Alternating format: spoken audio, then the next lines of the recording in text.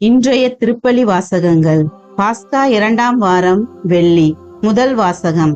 இயேசுவின் பெயரை முன்னிட்டு அவமதிப்புக்கு உரியவர்களாக கருதப்பட்டதால் மகிழ்ச்சியோடு வெளியே சென்றார்கள். திருத்தூதர் பணிகள் நூலிலிருந்து வாசகம். அதிகாரம் 5, இறை வார்த்தைகள் 34 முதல் 42 முடிய. அந்நாள்களில் கமாலியேல் என்னும் பெயருடைய பரிசேயர் ஒருவர் தலைமைச் சங்கத்தில் எழுந்து நின்றார். இவர் மக்கள் அனைவராலும் மதிக்கப்பட்ட திருச்சட்ட ஆசிரியர். திருத்தூதரை சிறிது நேரம் வெளியே போகும்படி ஆணையிட்டு அவர் சங்கத்தாரை நோக்கி கூறியது: இஸ்ரேல் மக்களே, இந்த மனிதர்களுக்கு நீங்கள் செய்ய எண்ணியுள்ளதை குறித்து எச்சரிக்கையாயிருங்கள். சிறிது காலத்திற்கு முன்பு தெயூதா என்பவன் தோன்றி தான் பெரியவன் என்று கூறிக்கொண்டு ஏறத்தாழ 400 பேரை தன்னுடன் சேர்த்து கொண்டான். ஆனால் அவன் கொல்லப்பட்டான். அவனை பின்பற்றி அனைவரும் சிதறி போகவே அந்த இயக்கம் ஒன்றுமில்லாமல் போயிற்று. இவற்றுக்கு பின்பு மக்கள் தொகை கணக்கிடப்பட்ட நாள்களில் கலிலேயனான யூதா என்பவன் தோன்றி தன்னோடு சேர்ந்து கிளர்ச்சி செய்யும்படி மக்களை தூண்டினான். அவனும் அழிந்தான். அவனை பின்பற்றிய மக்கள் அனைவரும் சிதறி போயினர். ஆகவே இப்போது நீங்கள் இம்மனிதர்களை விட்டுவிடுங்கள் என நான் உங்களுக்கு கூறுகிறேன். இவர்கள் காரியத்தில் நீங்கள் தலையிட வேண்டாம். இவர்கள் திட்டமும் செயலும் மனிதரிடத்திலிருந்து வந்தவை என்றால் அவை ஒழிந்து போகும். அவை கடவுளை சார்ந்தவை என்றால் நீங்கள் அவற்றை ஒழிக்க முடியாது. நீங்கள் கடவுளோடு போரிடுபவர்களாகவும் ஆவீர்கள்.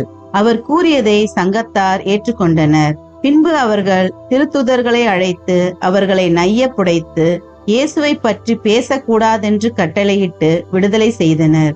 இயேசுவின் பெயரை முன்னிட்டு அவமதிப்புக்கு உரியவர்களாக கருதப்பட்டதால் திருத்தூதர்கள் மகிழ்ச்சியோடு தலைமை சங்கத்தை விட்டு வெளியே சென்றார்கள். அவர்கள் நாள்தோறும் கோவிலிலும் வீடுகளிலும் தொடர்ந்து கற்பித்து இயேசு கிறிஸ்துவை பற்றிய நற்செய்தியை அறிவித்து வந்தார்கள். ஆண்டவரின் அருள்வாக்கு. இறைவனுக்கு நன்றி. பதிலுரை பாடல். திருப்பாடல் 27. வசனங்கள் 1, 4, 13 மற்றும் 14. பல்லவி. ஆண்டவரின் இல்லத்தில் நான் குடியிருக்க வேண்டும். ஆண்டவரே என் ஒளி, அவரே என் மீட்பு. யாருக்கு நான் அஞ்ச வேண்டும்? ஆண்டவரே என் உயிருக்கு அடைக்கலம். யாருக்கு நான் அஞ்சி நடுங்க வேண்டும்? பல்லவி. ஆண்டவரின் இல்லத்தில் நான் குடியிருக்க வேண்டும். நான் ஆண்டவரிடம் ஒரு விண்ணப்பம் செய்தேன். அதையே நான் நாடி தேடுவேன். ஆண்டவரின் இல்லத்தில் என் வாழ்நாள் எல்லாம் நான் குடியிருக்க வேண்டும். ஆண்டவரின் அழகை நான் காண வேண்டும்.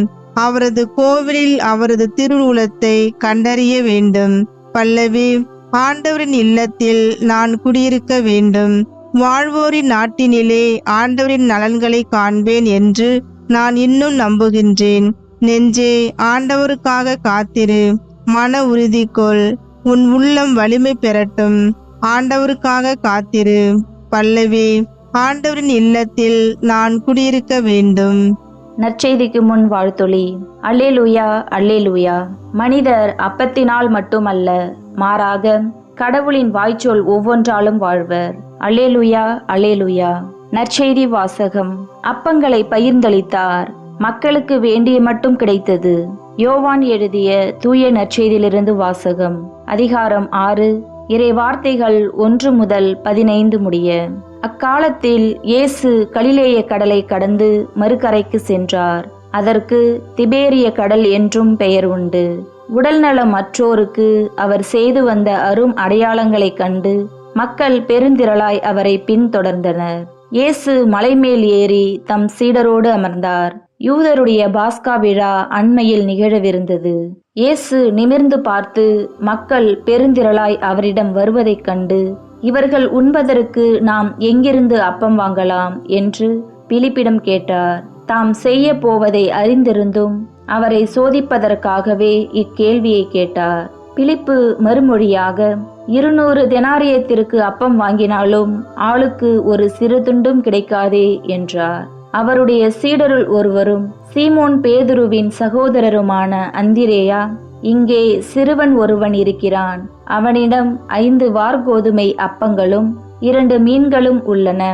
ஆனால் இத்தனை பேருக்கு இவை எப்படி போதும் என்றார். இயேசு மக்களை அமரச் செய்யுங்கள் என்றார். அப்பகுதி முழுவதும் புல்தரையாய் இருந்தது. அமர்ந்திருந்த ஆண்களின் எண்ணிக்கை ஏறக்குறைய 5000. இயேசு அப்பங்களை எடுத்து கடவுளுக்கு நன்றி செலுத்தி அமர்ந்திருந்தோருக்கு கொடுத்தார்.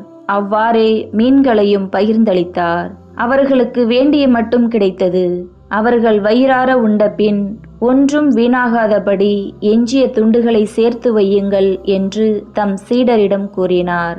மக்கள் உண்ட பின் 5 வார்கோதுமை அப்பங்களிலிருந்து எஞ்சிய துண்டுகளை சேர்த்து சீடர்கள் 12 கூடைகளில் நிரப்பினார்கள்.